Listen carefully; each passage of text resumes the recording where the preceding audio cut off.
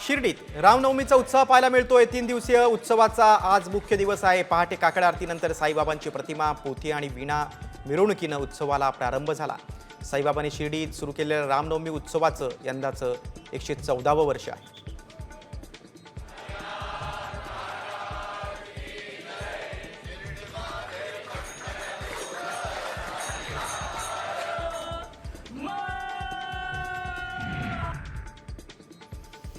संत गजानन महाराज मंदिरात रामनवमी सोहळा साजरा होतोय। राज्यभरातून शेकडो दिंड्या शेगावात दाखल झाल्या। आज सकाळी पहाटेची आरती झाली। रामनवमी सोहळ्याला सुरुवात झाली आणि राज्यभरातून भाविक शेगावमध्ये आलेले आहेत।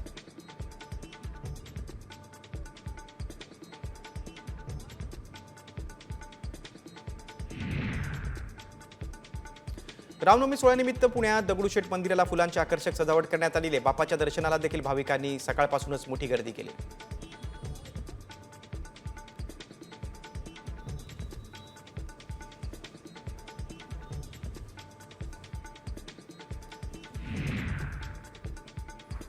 शेकडो वर्षांच्या परंपरेप्रमाणे पंढरपुरातील विठ्ठल मंदिरात राम जन्मोत्सव साजरा झाला। यावेळी विठ्ठलाला पांढरा शुभ्र पोशाख, पागोटे आणि साखरेचे हार परिधान करण्यात आले, त्यामुळे त्याचं रूप अधिकच खुलून दिसत होतं।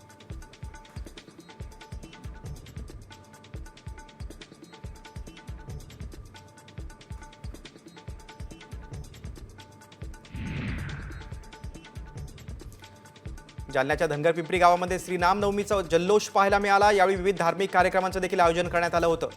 गावातून रामाच्या पालखीची मिरवणूक काढण्यात आली।